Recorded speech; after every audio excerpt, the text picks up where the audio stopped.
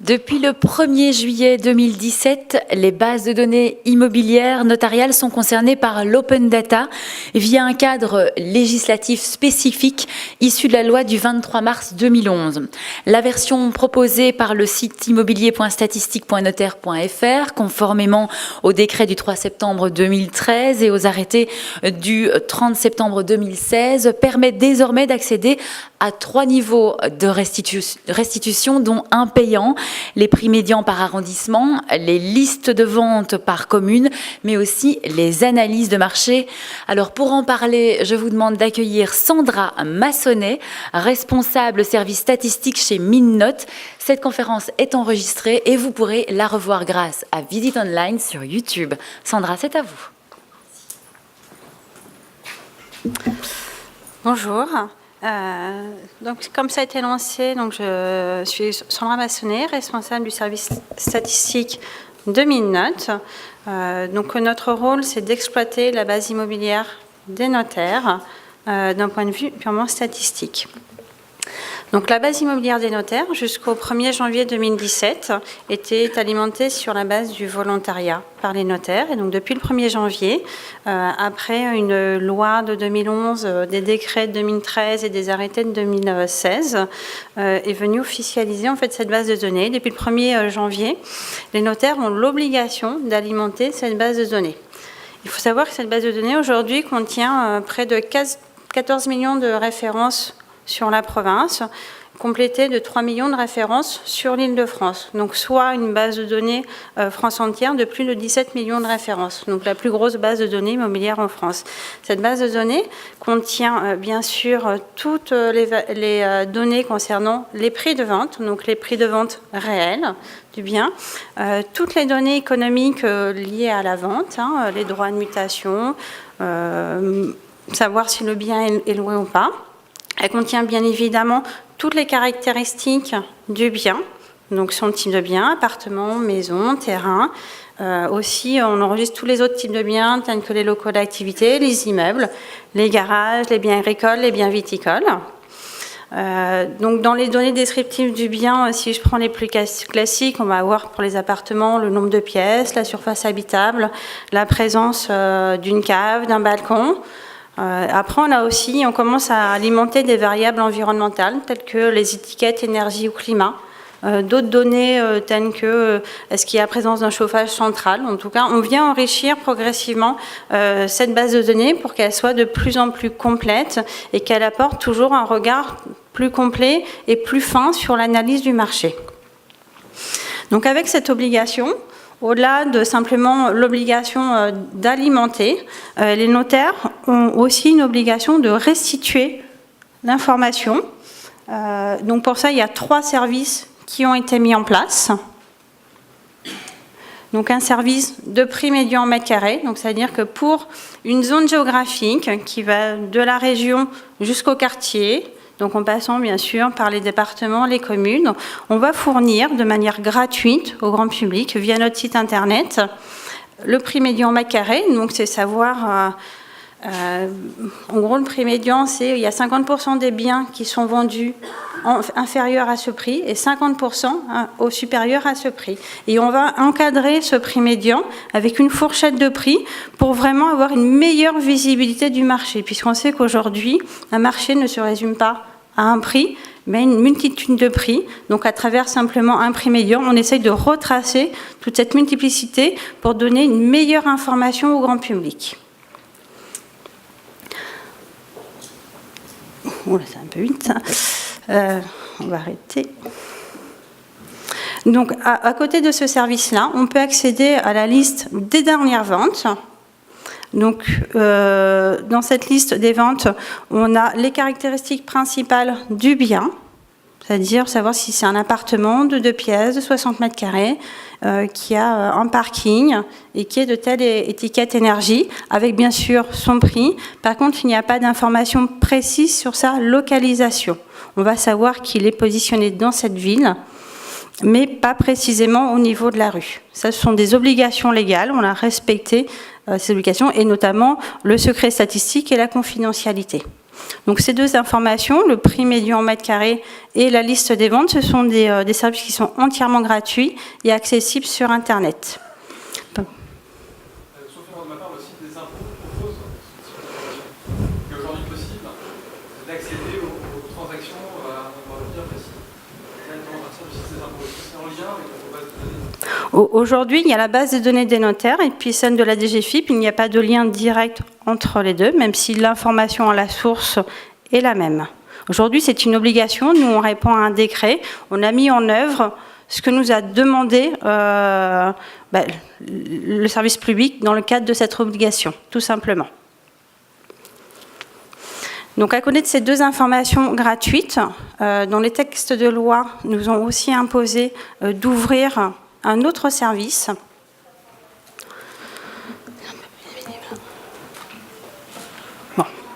Un autre service qu'on a appelé les tableaux détaillés, qui permettent de venir affiner les prix en mètre carré. Donc vous avez vu, dans le premier service, on propose par zone géographique le prix en mètre carré. Là, ce qu'on vient faire maintenant dans ce service-là qui est payant, c'est de dire, voilà, tel prix en mètre carré dans telle zone. Maintenant, on va pouvoir affiner ce prix en fonction d'une des caractéristiques du marché. Donc je vais pouvoir connaître le prix au mètre carré en fonction de l'étiquette énergie, pour voir effectivement si avoir une meilleure étiquette énergie ou pas, quelle influence ça a sur le prix. De la même manière, on va pouvoir regarder l'écart de prix entre les biens qui ont un parking ou sans parking, et comme ça, avec un maximum de caractéristiques du bien. Donc on vient vraiment affiner, et à travers ce service qui est très simple et accessible au grand public, même s'il est payant, tout le monde peut venir regarder précisément le prix au mètre carré d'un secteur géographique, en fonction des caractéristiques peut-être plus propres à son bien. Donc à côté de ces services qui sont liés à notre mission de service public, on a aussi toute une partie dédiée aux professionnels de l'immobilier, dans lequel on va avoir 3 services.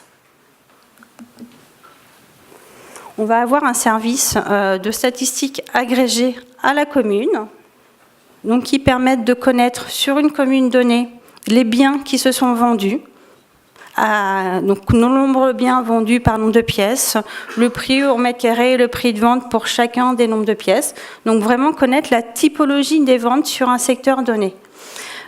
Ces statistiques seront disponibles sur un historique de près de 20 ans, puisqu'aujourd'hui on propose un historique depuis 1998 sur ces données, donc ce qui permet de retracer un petit peu sur une commune toute l'évolution du marché. Donc aujourd'hui, si par exemple il se vend 20% de pièces, c'est intéressant de savoir quelle était la composition du marché il y a 5 ans, il y a 10 ans, il y a 15 ans. Et comme ça, on peut retracer une évolution. Donc ça, on le fait sur chacun des types de biens, appartements anciens, appartements neufs, maisons anciennes et terrains à bâtir. Et dans cette étude-là, on peut aussi analyser tout ce qui est le profil des acquéreurs et des vendeurs. Donc savoir qui achète et qui vend en termes d'âge. Est-ce que les moins de 30 ans sont présents sur ce marché ou pas? Est-ce que leur part a évolué dans le temps? Souvent, ce qui est intéressant, c'est de regarder comparativement dans le temps l'évolution de ces acquéreurs par catégorie socio-professionnelle et par origine géographique. On va venir voir, est-ce que ceux qui achètent proviennent déjà de la même commune ou est-ce qu'ils proviennent de la collectivité alentour ou d'un département limitrophe? Et donc, toutes ces analyses-là sont très intéressantes pour notamment faire des observatoires de l'habitat ou pour qualifier un marché, puisqu'on va savoir exactement sur une commune qu'est-ce qui se vend, à qui ça se vend et qui vend. Voilà, super.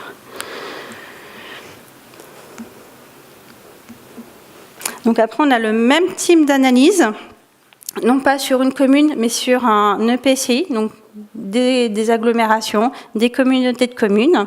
Et donc dans ces analyses-là, on va voir un petit peu le profil complet sur l'ensemble de la collectivité. Et après, on va venir affiner ces statistiques par commune et par quartier au sein de cette EPCI.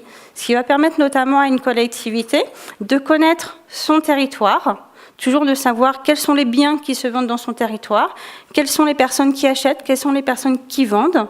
Comme ça, si elles veulent construire des infrastructures ou des nouveaux programmes, elles savent quels besoins.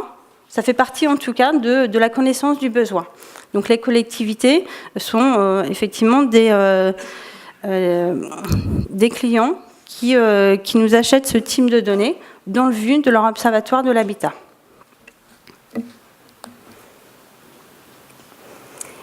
Et donc après, on a un dernier service qui est en fait plus de statistiques à la demande, c'est-à-dire que les deux autres produits étaient des produits qui étaient complètement packagés avec très peu d'options.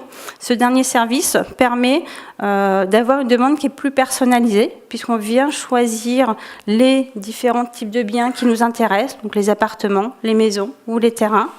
On vient choisir les différents niveaux qui nous intéressent pour pouvoir peut-être comparer une commune à son département ou à la région, ou pouvoir comparer plusieurs régions entre elles ou plusieurs départements entre eux, selon l'étude qu'on veut faire. Et après, de pouvoir choisir nos indicateurs. C'est-à-dire, est-ce que je veux juste analyser le prix et le volume, ou est-ce que je veux analyser plutôt la typologie des biens vendus, ou plutôt le profil des acquéreurs ou des vendeurs. Donc ça, c'est plutôt un produit qui est davantage sur mesure et qui permet d'avoir un produit sur étagère où on dit, voilà, je veux ça, j'ai besoin de ça pour faire mon étude de marché.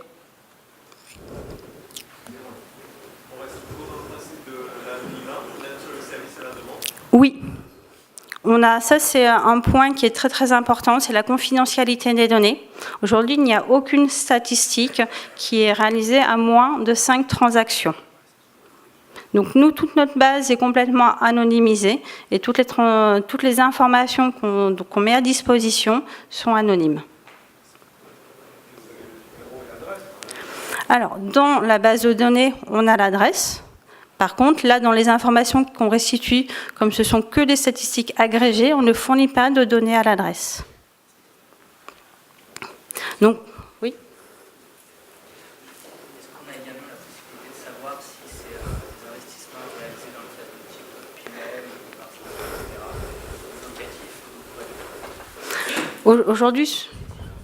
Aujourd'hui, ce ne sont pas des informations qui sont enregistrées dans une base de données, donc on ne peut pas faire ce type d'analyse. Ça non plus. Donc après, ce que je viens de vous présenter sont des choses qui existent sur le site immobilier.statistique.notaire.fr. Donc c'est un site qui est relativement récent puisqu'il a été mis en ligne le 1er juillet 2017. Donc on est en train de le faire évoluer, notamment pour proposer demain de nouveaux services. Donc on a un certain nombre de services qui sont en cours de réflexion. Donc là, on vous en a cité quelques-uns.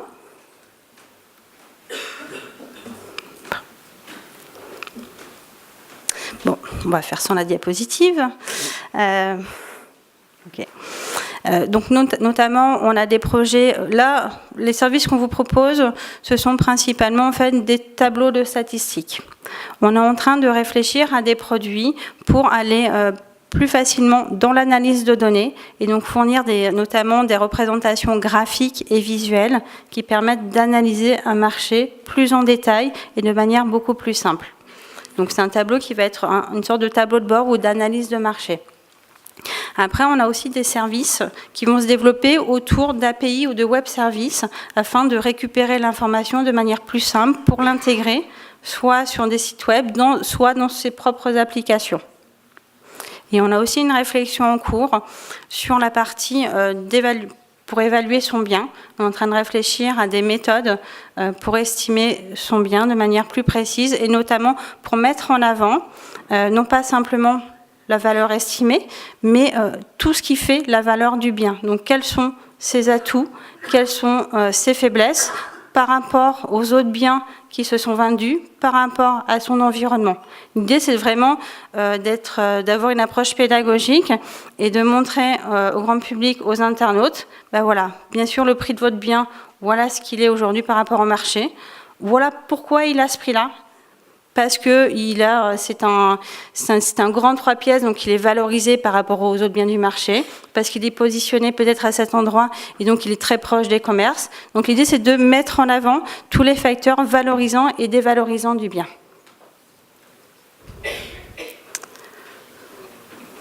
Sur un de vos slides, vous avez mis l'information statistique professionnelle, c'est réservé au service public. Donc les agences IMO, les constructeurs n'ont pas accès à ces informations. Aujourd'hui, oui, il y a une partie, effectivement, il y a un service qui est réservé aux organismes publics.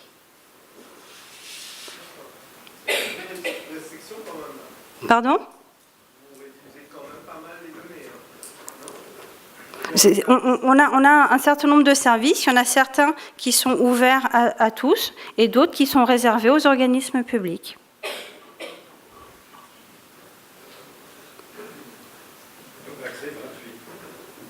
Ça dépend à quel service. On a différents services. Il y en a qui sont gratuits, d'autres qui sont payants.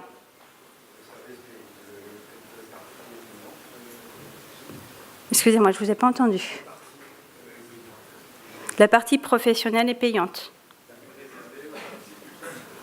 Non, dans la partie professionnelle, vous avez plusieurs services. Vous avez 4 services, il n'y en a qu'un seul qui est réservé aux organismes publics. Le coût est dépendant en fait, du nombre d'informations que vous souhaitez. Donc c'est difficile de vous donner un coût comme ça, puisque ça dépend du nombre de niveaux géographiques que vous souhaitez, du nombre de types de biens, du type d'information que vous désirez.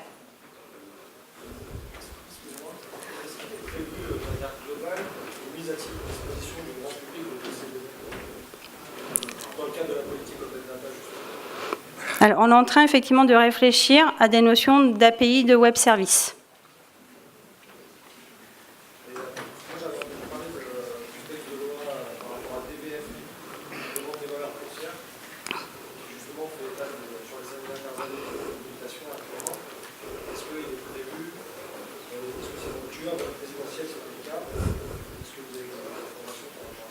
Alors, la base DVF, ce n'est pas nous, donc là, je ne peux pas répondre à leur place. Alors, le DVF, effectivement, c'est la même source qui est l'acte notarié. Par contre, ce sont les services de la DGFiP qui les exploitent et qui les mettent à disposition. Donc là, je ne peux pas répondre à leur place. Nous, on a mis à disposition de l'information grand public et gratuite en consultation. On est en train d'avoir une réflexion sur toute la partie API et web service. Par contre, sur la partie DVF, là, je ne peux pas vous répondre. Justement, sur ces API et web services que vous souhaitez développer, est-ce qu'il y aurait une volonté d'ouvrir aux professionnels de manière anonyme à l'adresse des informations ? Pour l'instant, dans un premier lot, ce sera principalement les prix au mètre carré qui seront ouverts via des API des web services. Non, ma question, c'est à l'adresse. Ça ne fera pas partie du premier lot.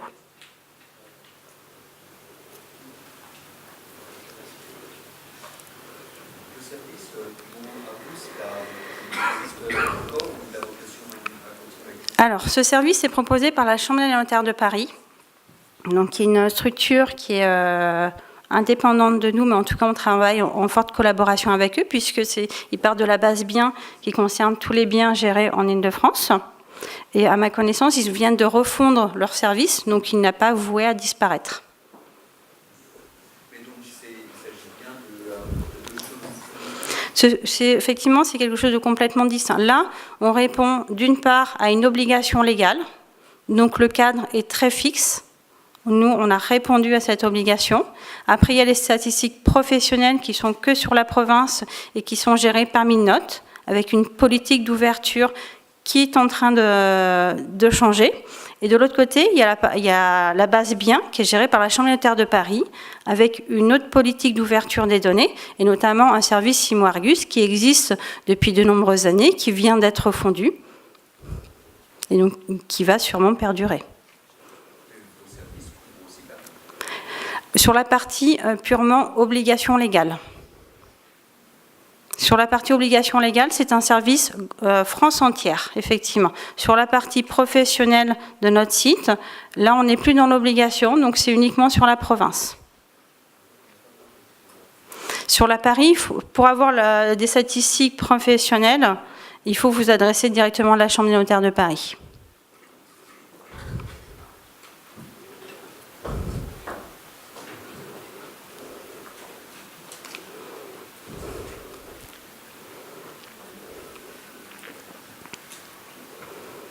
Est-ce que vous avez encore des questions? C'est quoi la différence entre l'open data et la formation que vous avez et la version payante? C'est juste l'agrégation qui est payante, c'est d'autres données que vous avez par rapport à l'open data? Alors, Par exemple, dans la partie Open Data, vous n'avez que des informations sur les caractéristiques des biens. Dans la partie professionnelle, donc payante, on va venir rajouter tout ce qui est profil des acquéreurs et des vendeurs. Et on a dans la partie Open Data, dans la partie prix en mètre carré, ce n'est qu'en consultation. Aujourd'hui, vous ne pouvez pas récupérer ces données de manière complète sur un fichier CSV ou via une API. Alors que dans la partie professionnelle, on a des services qui sont dédiés pour pouvoir faire des statistiques sur un plus grand nombre de niveaux géographiques. La partie grand public a vraiment été formalisée pour répondre à des questions grand public. Donc vraiment en termes de consultation pure, pas forcément d'open data au sens où je vais pouvoir télécharger un fichier avec un grand nombre d'informations. Ça pourra venir dans un lot intérieur.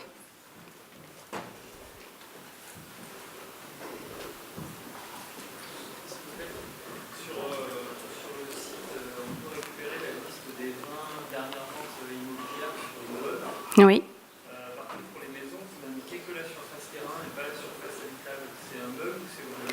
C'est voulu, c'est ce qu'il y a dans le texte de loi. Je ne peux pas vous dire mieux, c'est là on a vraiment répondu à une obligation légale. Et dans l'obligation légale, il n'y a pas la surface habitable pour les maisons. Pour information, vous étiez forcé de le faire et vous avez un véritable envie, besoin de répondre à... Ah, c'est une obligation. Les notaires ont eu l'obligation d'appliquer strictement ce qu'il y avait dans les décrets et dans les arrêtés.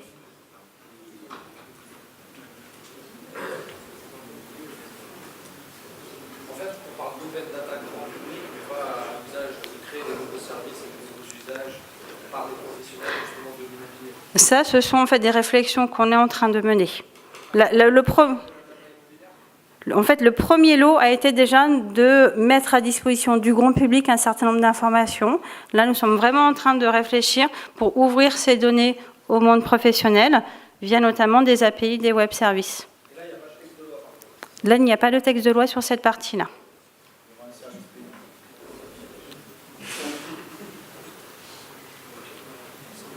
C'est l'open data agrégé à l'échelle du code. Tout à fait.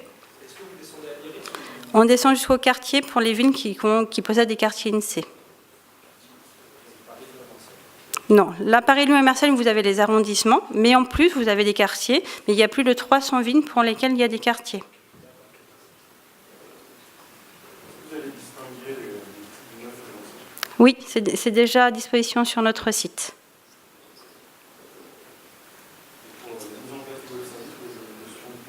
Non, pour l'instant, je ne peux absolument pas m'engager sur des délais.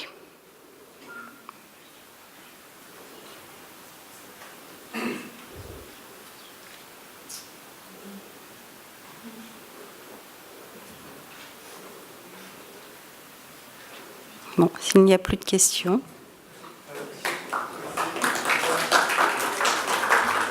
Merci beaucoup.